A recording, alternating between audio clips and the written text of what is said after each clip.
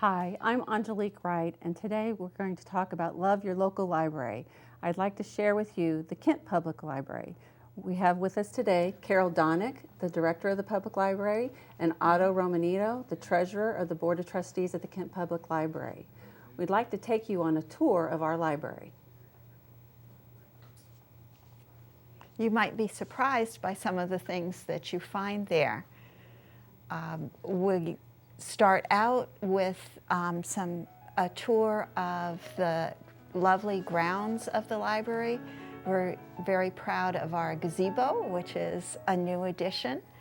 The statue of children reading was donated in memory of Michelle Bonzano Signorelli. We try and offer people the best of both old-fashioned library things like good books, friendly personal help, story times for young children, but also new media and technology. Libraries can do a lot more than they could do 20 years ago, and we want to take advantage of that as much as possible to help people be able to be constantly learning new things, succeeding in all the different challenges that they have in their life. We offer programs for people of all ages, and you can find out about our programs from our website. About 280 people a day visit the library, and they come for all kinds of purposes, from checking out a book to buying a book at our Friends of the Library book stand. You can see they're very reasonable prices. We have some things that you might not expect in the library, like playaways, which are tiny devices that let you listen to a book while you jog or garden. It's about the size of a deck of cards. We've got about 4,000 CDs. They're wonderful for a long trip. We have books on every subject you could imagine. If you think of it, somebody has written a book about it. And there are over 42,000 books in the library. One of my favorite sections is the great courses. These are lectures by award-winning college professors. So it's like taking a free college course without having to write any papers or take any exams. If you walk through our book collection, you can browse through the many titles available to you and get to our quiet reading area, where you can read books, magazines, newspapers. It's nice to be able to just sit in the sunshine and relax and enjoy what the library has to offer. We have about 65 magazines on many different subjects, from serious sea history and academic magazines to people. And the newest issue of the magazine is always in the library for you to use, but you can take the back issues home. You just lift up those metal shelves you see in front of you, and you'll find all the back issues. We have quiet study rooms, which are used by business people, students, anybody who wants to be able to close the door and work uninterrupted in a quiet space. Here's our DVDs. We've got about 4,000 DVDs for you to choose from. We have not only the movies and TV shows, but we have a lot of educational DVDs, documentaries, DVDs that help you learn a foreign language or succeed in that exercise program we'd all like to do. Here we have our computer wizard, Sergio, who comes in every Saturday morning and helps people learn how to use their own devices better. You decide what you want to learn about, and Sergio will help you learn how to do it. This is kind of like having a local genius bar without having to make any appointment. A lot of us feel that there's all kinds of things that we could do with our smartphones or tablets or other devices if we could just communicate with them better. And what Sergio can do is help you learn how to talk to your device and have it understand. We have a computer lab with 12 computers that you can use for free to browse the internet, check email, polish a resume. The computers people are using them for very important things. When we did a survey, 39% of them, you were using them for job searches, 35% for health-related issues. The library has many quiet places to work and sit and enjoy the sunshine. We have Wi-Fi throughout. We have art exhibits which change monthly. Jeanette Rodriguez is the art director for the Friends, and she organizes the exhibits.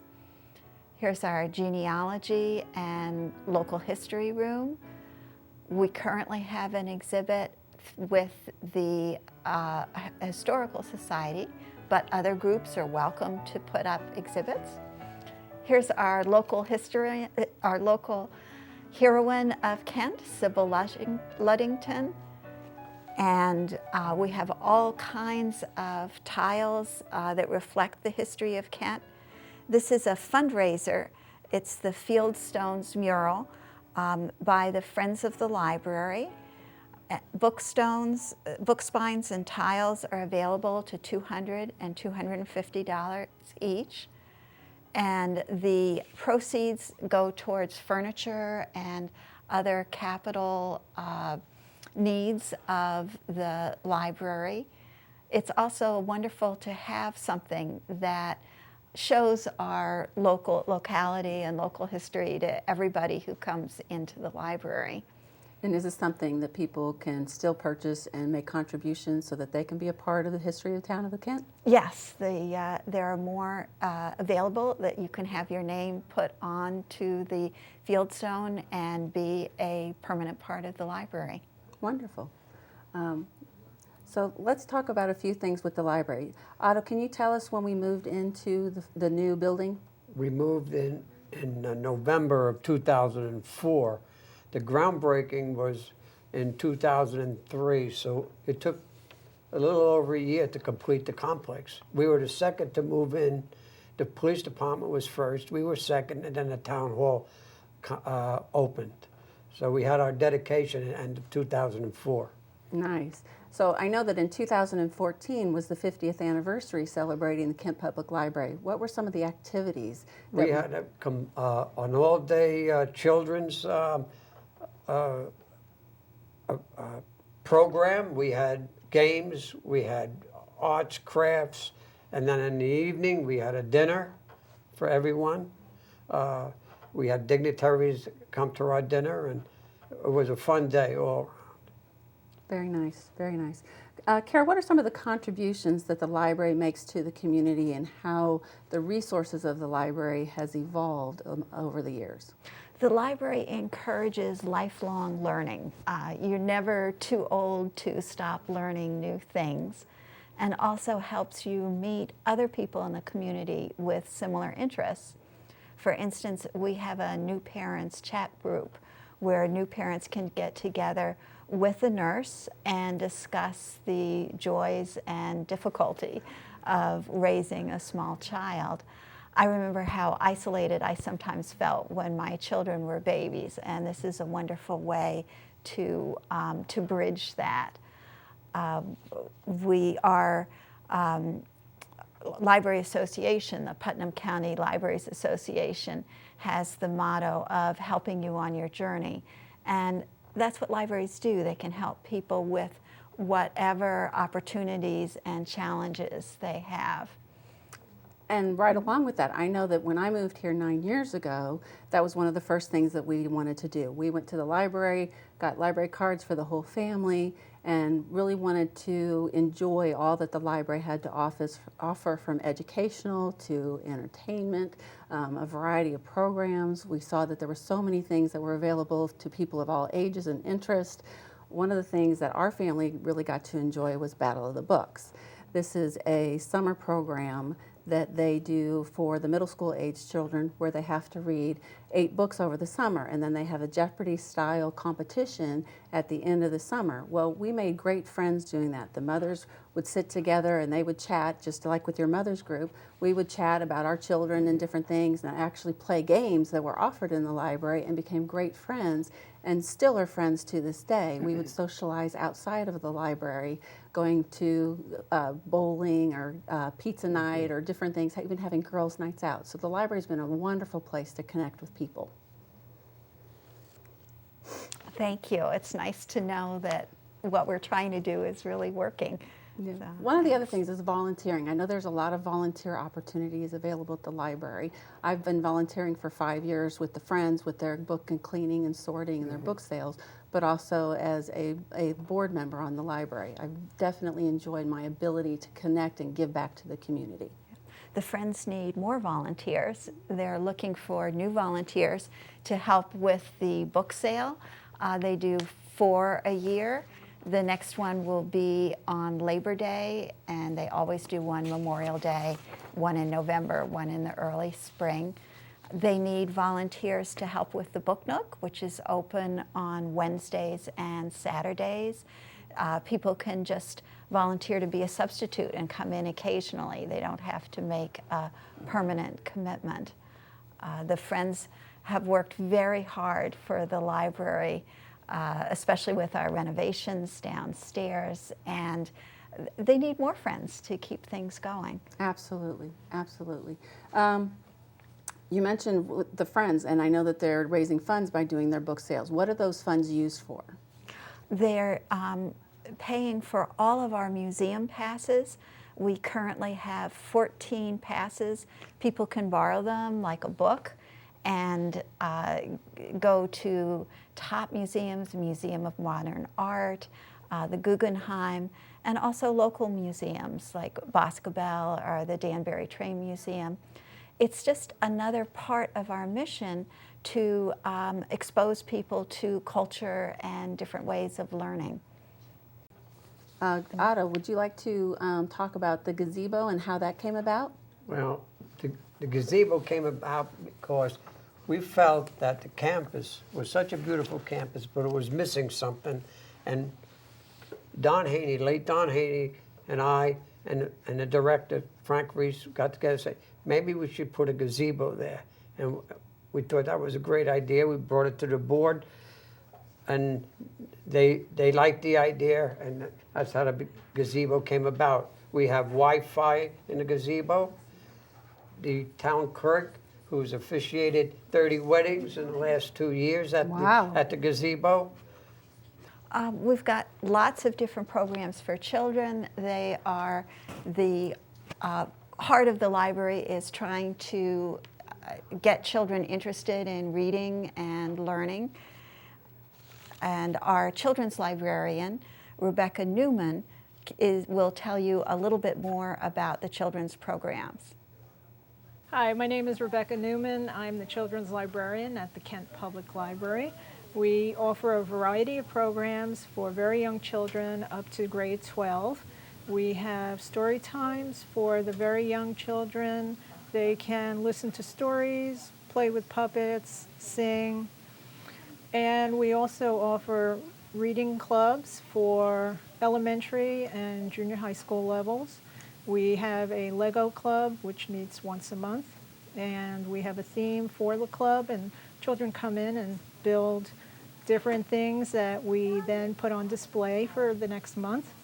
We also offer Minecraft for 7-year-olds through 12-year-olds. They can come in and use our computer room once a month and play Minecraft as a group with each other and against each other. We have a Reading Buddies program where the teens volunteer their time Every half hour, a child comes in and reads aloud to their reading buddy.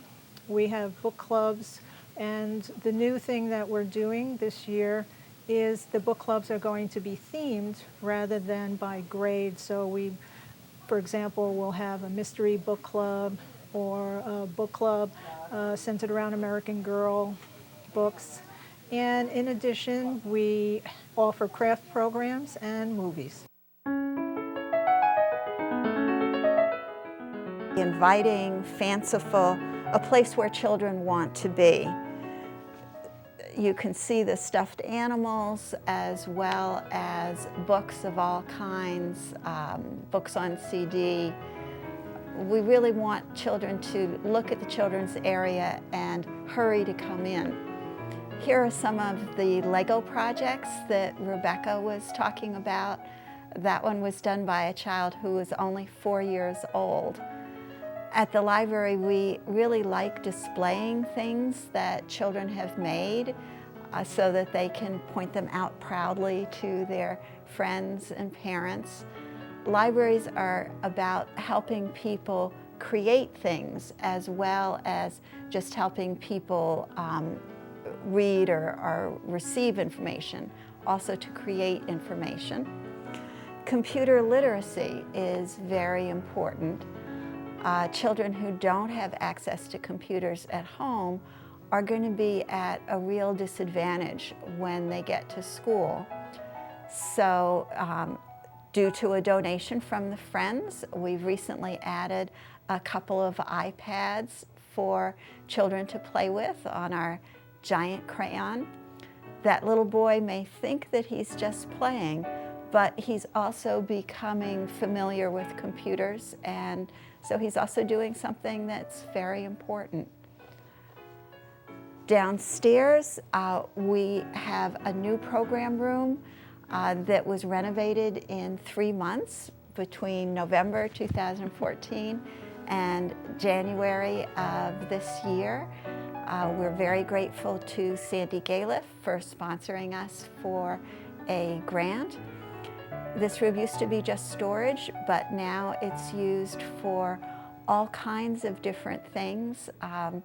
Children's programs, movies with popcorn. We have an adult art program. We've had talks about Mars and about emergency preparedness. Behind those children are some of the books that'll be for sale at our book sale. We have a great selection of children's books to choose from. All of them have been donated to the library. This room can also be used by different community organizations. For instance, we recently, oh, there's a nice smile. Those are wind socks that the children have created. Let's see, I was telling you about the program on the Common Core curriculum sponsored by Tony Adazio. And the Kent Conservation Advisory Committee has sponsored a program. Just on the camera was Mary Schreiber of Arts on the Lake, who's the leader of our children's art program. This, I think, is going to be our next Picasso. We have the young boy in red does marvelous art.